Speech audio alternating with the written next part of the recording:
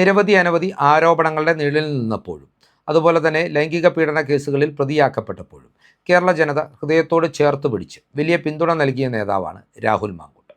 രാഹുലിനെതിരെ ലൈംഗിക അപവാദ ആരോപണങ്ങൾ ഉയർന്നു വന്ന ഘട്ടത്തിൽ തന്നെ കോൺഗ്രസ് പാർട്ടി ഏറ്റവും മാതൃകായോഗ്യമായ നിലപാടാണ് സ്വീകരിച്ചത്.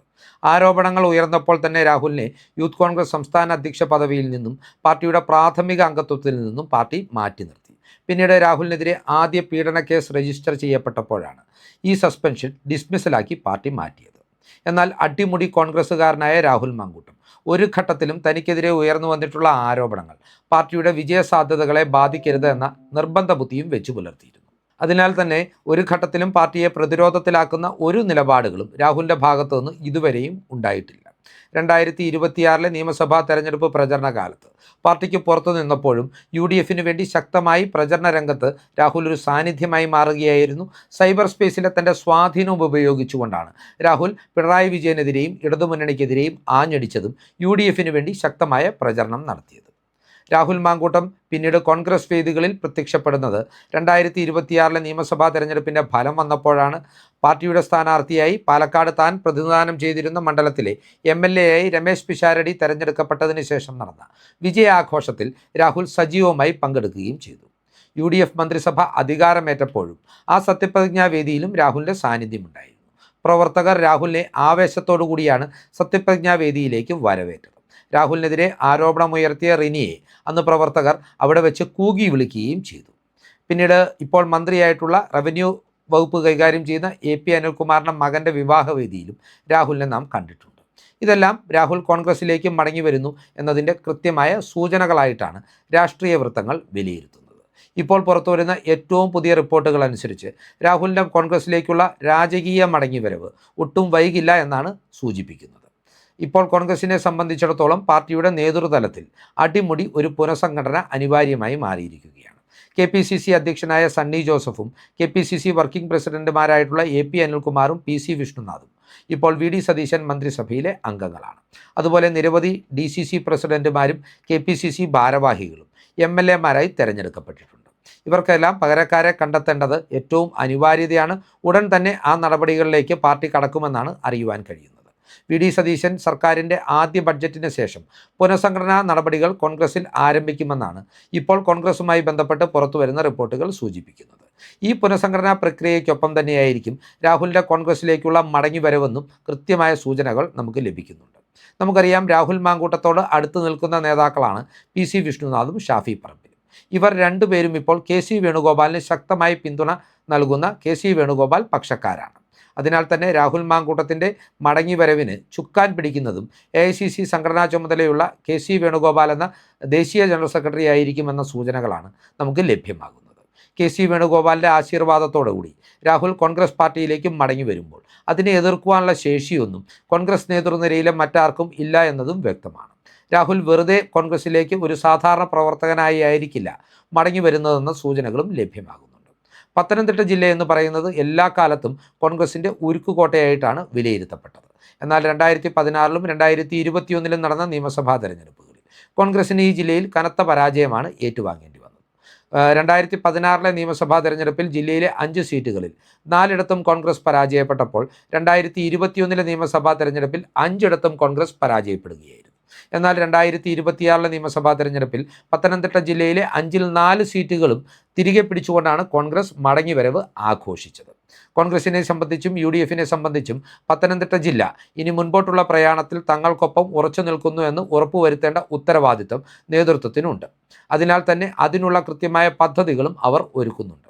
2026 നിയമസഭാ തെരഞ്ഞെടുപ്പിൽ പത്തനംതിട്ടയിൽ കോൺഗ്രസും UDFും പരാജയപ്പെട്ട ഏക നിയോജക മണ്ഡലം എന്ന് പറയുന്നത് കോന്നിയാണ്.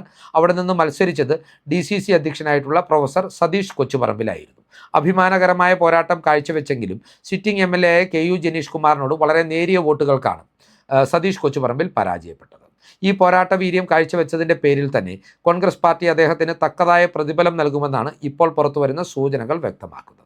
സതീഷ് കൊച്ചുപറമ്പിലിനെ ഏതെങ്കിലും ഒരു പ്രമുഖ കോർപ്പറേഷൻ അധ്യക്ഷ സ്ഥാനത്തേക്ക് നിയോഗിച്ചുകൊണ്ടായിരിക്കും കോൺഗ്രസ് അദ്ദേഹത്തെ ആദരിക്കുക. സതീഷ് കൊച്ചുപറമ്പിലിൻ്റെ പകരക്കാരനായി രാഹുൽ മാങ്കൂട്ടത്തെ DCC അധ്യക്ഷ പദവിയിലേക്ക് കൊണ്ടുവരുവാനാണ് KC വേണുഗോപാൽ പക്ഷം തീരുമാനമെടുത്തതെന്നും അറിയുവാൻ കഴിയുന്നുണ്ട്. കോൺഗ്രസിനെ സംബന്ധിച്ചിടത്തോളം ഊർജ്ജസ്വലനായ രാഹുലിനെ പോലൊരു യുവ നേതാവിൻ്റെ കടന്നുവരവ്, പത്തനംതിട്ട ജില്ലയിലെ DCC അധ്യക്ഷ സ്ഥാനത്തേക്കുള്ള കടന്നുവരവ് പാർട്ടിക്ക് വലിയ രീതിയിൽ ഇവിടെ മുന്നേറ്റമുണ്ടാക്കുവാൻ സഹായകരമാകുമെന്നാണ് അവർ വിലയിരുത്തുന്നത്. പാർട്ടിയെ അടിത്തട്ട് മുതൽ ശക്തിപ്പെടുത്തുക എന്ന ഉത്തരവാദിത്വത്തോടു കൂടിയായിരിക്കും രാഹുലിനെ പത്തനംതിട്ട ജില്ലാ അധ്യക്ഷ പദവിയിലേക്ക് കോൺഗ്രസ് പാർട്ടി നിയോഗിക്കുക എന്നാണ് നമുക്ക് മനസ്സിലാക്കുവാൻ കഴിഞ്ഞിട്ടുള്ളത്. രാഹുലിനെ പോലൊരു നേതാവ് അപവാദ ആരോപണങ്ങളെ അതിജീവിച്ചുകൊണ്ട് DCC അധ്യക്ഷ പദവിയിലേക്ക് എത്തിയാൽ സാമുദായിക സമവാക്യങ്ങളടക്കം നിർണായകമായിട്ടുള്ള പത്തനംതിട്ട ജില്ലയിൽ പാർട്ടിക്ക് അത് പുതുജീവൻ നൽകുമെന്നും വിലയിരുത്തപ്പെടുന്നുണ്ട്. ഏതൊക്കെയാണെങ്കിലും ഇതുമായി ബന്ധപ്പെട്ട് രാഹുൽ മാങ്കൂട്ടത്തിനെതിരെ ഉയർന്നു വന്നിട്ടുള്ള ലൈംഗിക അപവാദ ആരോപണ കേസുകൾ തടസ്സമാവില്ല എന്നാണ് ഇപ്പോൾ ലഭ്യമാകുന്ന സൂചനകൾ. അതായത് ഈ കേസുകളിൽ കൃത്യമായ അന്വേഷണം ഉടനടി തന്നെ നടക്കുമെന്നും രാഹുലിനെതിരെയുള്ള തെളിവുകളുടെ അഭാവം പോലീസിൽ നിന്ന് തന്നെ നേതൃത്വത്തിന് ലഭ്യമാകുമെന്നുമാണ് അറിയാൻ കഴിയുന്നത്. നമുക്കറിയാം, രാഹുലിനെതിരെ പരാതിയും അല്ലെങ്കിൽ ലൈംഗിക പീഡന ആരോപണവും ഉന്നയിച്ചിട്ടുള്ള 2 യുവതികൾ അതേ സമയത്ത് തന്നെ മറ്റൊരാളുമായി വിവാഹബന്ധത്തിലായിരുന്നു. അതിനാൽ തന്നെ രാഹുൽ ഇവരെ വിവാഹ വാഗ്ദാനം നൽകി പീഡിപ്പിച്ചു എന്ന ഒരു ആരോപണം നിലനിൽക്കുകയില്ല എന്ന് ഇതിനോടകം തന്നെ നിയമവൃത്തങ്ങൾ വ്യക്തമാക്കിയിട്ടുണ്ട്. രാഹുലിന് ജാമ്യം തേടിയുള്ള കോടതി വാദങ്ങളിലും ഇക്കാര്യങ്ങൾ സുവ്യക്തമായിരുന്നു. കോടതി വിധികളും ഇതുതന്നെ സൂചിപ്പിച്ചിട്ടുമുണ്ട്. എന്നാൽ രാഹുലിനെ പാർട്ടിയിലേക്ക് തിരികെ എടുക്കുമ്പോൾ കർശനമായ താക്കീതോടുകൂടിയായിരിക്കും ആ മടങ്ങിവരവ് എന്ന കാര്യത്തിലും തർക്കമില്ല. രാഹുലിനെ സംബന്ധിച്ച് അദ്ദേഹത്തിൻ്റെ സദാചാര മൂല്യങ്ങളിൽ ഉണ്ടായിട്ടുള്ള പാകപ്പിഴകൾ ഇനി ആവർത്തിക്കപ്പെടരുത് എന്ന കൃത്യമായ നിർദ്ദേശമായിരിക്കും KC വേണുഗോപാലിൽ നിന്ന് രാഹുലിന് ലഭിക്കുക എന്നാണ് അറിയാൻ കഴിയുന്നത്. ഈ നിർദ്ദേശങ്ങൾ KC വേണുഗോപാൽ ഇതിനകം തന്നെ രാഹുലിന് നൽകിയിട്ടുണ്ടെന്നും അറിയുവാൻ കഴിയുന്നുണ്ട്. ഏതൊക്കെയാണെങ്കിലും തെറ്റുതിരുത്തി തിരികെ വരുവാൻ രാഹുൽ മാങ്കൂട്ടത്തെ പോലെ കഴിവുള്ള ഒരു നേതാവിന് അവസരമൊരുക്കിയാൽ പാർട്ടിക്ക് ഭാവിയിൽ അത് വലിയ മുതൽക്കൂട്ടാകും എന്ന ഒരു വിലയിരുത്തലാണ് നേതൃത്വത്തിലെ ഭൂരിഭാഗം ആളുകൾക്കും ഉള്ളത്. രാഹുലിനെ പോലെ ശക്തനായ ഒരു വക്താവിൻ്റെ സംഘടനാ പ്രവർത്തന രംഗത്തുള്ള സാന്നിധ്യം പാർട്ടിക്ക് വലിയ മുന്നേറ്റമുണ്ടാക്കുവാൻ സഹായിക്കുമെന്ന് അവർ വിലയിരുത്തുന്നുണ്ട്. അതുപോലെ തന്നെ രാഹുലിൻ്റെ സമൂഹ മാധ്യമങ്ങളിലെ സ്വീകാര്യതയും പാർട്ടിക്ക് വലിയ രീതിയിൽ മുതൽക്കൂട്ടാകുമെന്ന് അവർ കരുതുന്നുണ്ട്. പാർട്ടിയോട് അചഞ്ചലമായ കൂറ് പ്രകടിപ്പിച്ചത് തന്നെയാണ് രാഹുലിന് ഇവിടെ ഏറ്റവും അനുകൂലമാകുന്ന ഘടകമെന്നും നാം മനസ്സിലാക്കേണ്ടതുണ്ട്. സാധാരണ നേതാക്കൾ ഒരു ടിക്കറ്റ് നിഷേധിക്കപ്പെട്ടാൽ പോലും പാർട്ടിയെ തള്ളിപ്പറയുന്നിടത്താണ് കോൺഗ്രസിനു വേണ്ടി രാഹുൽ മാതൃകായോഗ്യമായ ഒരു സമീപനം സ്വീകരിച്ചത്. തനിക്ക് സ്ഥാനാർത്ഥിത്വം നഷ്ടപ്പെട്ട സാഹചര്യത്തിൽ പോലും പരസ്യമായി ഒരു പ്രതിഷേധ വാചകം ഉയർത്തുവാൻ അയാൾ തയ്യാറായിട്ടില്ല. പരസ്യമായി പ്രതിഷേധമുയർത്തിയില്ല എന്ന് മാത്രമല്ല, അചഞ്ചലമായി കോൺഗ്രസിനു വേണ്ടി നിലകൊള്ളുവാനും രാഹുലിന് സാധിച്ചു. രാഹുലിനെ സംബന്ധിച്ചിടത്തോളം അദ്ദേഹത്തിനെതിരെ കർശനമായിട്ടുള്ള നിലപാടുകൾ സ്വീകരിച്ച ഇപ്പോഴത്തെ മുഖ്യമന്ത്രിയായിട്ടുള്ള VD സതീശനെയും അതുപോലെ തന്നെ ഇപ്പോഴത്തെ ആഭ്യന്തരമന്ത്രിയായിട്ടുള്ള രമേശ് ചെന്നിത്തലയെയും അകമഴിച്ച് പിന്തുണയ്ക്കുന്ന ഒരു നിലപാടാണ് അദ്ദേഹം സ്വീകരിച്ചു വന്നിട്ടുള്ളത്. എല്ലാ ഘട്ടത്തിലും താൻ മൂലം പാർട്ടി പ്രതിസന്ധിയിലായല്ലോ എന്ന വേദനയാണ് അയാൾ പരസ്യമായി പ്രകടിപ്പിച്ചിരുന്നത്. രാഹുൽ മാങ്കൂട്ടത്തെ സംബന്ധിച്ച് അതിനാൽ തന്നെ രണ്ടാമതൊരു അവസരം ലഭിക്കുമ്പോൾ അത് അയാൾ ഒരു പക്വമതിയെപ്പോലെ വിനിയോഗിക്കുമെന്നാണ് ഏറെ ആളുകളും വിശ്വസിക്കുന്നത്. ഈ കാര്യങ്ങളൊക്കെ പരിഗണിച്ച് തന്നെയാണ് രാഹുൽ മാങ്കൂട്ടത്തെ തിരികെ കൊണ്ടുവരുവാൻ കോൺഗ്രസ് നേതൃത്വം തീരുമാനിച്ചിരിക്കുന്നത്. ഹൈക്കമാൻഡിൻ്റെ അംഗീകാരവും ഈ വിഷയത്തിൽ നേടിയെടുക്കുവാൻ KC വേണുഗോപാലിന് സാധിച്ചിട്ടുണ്ട് എന്ന് തന്നെയാണ് അറിയാൻ കഴിയുന്നത്. ഏതൊക്കെയാണെങ്കിലും ഈ വാർത്തയെ കോൺഗ്രസ് വൃത്തങ്ങൾ ആവേശത്തോടു കൂടിയാണ് സ്വീകരിക്കുന്നത്. കോൺഗ്രസ് വൃത്തങ്ങൾക്കപ്പുറം പൊതുജനങ്ങൾക്ക് പോലും ഈ വാർത്തയോട് ആവേശകരമായ പ്രതികരണമാണ് ഉണ്ടാകുന്നതെന്നും ഞങ്ങൾക്ക് മനസ്സിലാക്കുവാൻ സാധിച്ചിട്ടുണ്ട്. എന്താണെങ്കിലും രാജകീയമായ സ്വപ്നതുല്യമായ ഒരു തിരിച്ചുവരവാണ് രാഹുൽ മാങ്കൂട്ടത്തിന് കോൺഗ്രസ് പാർട്ടിയിൽ ഒരുങ്ങുന്നത്.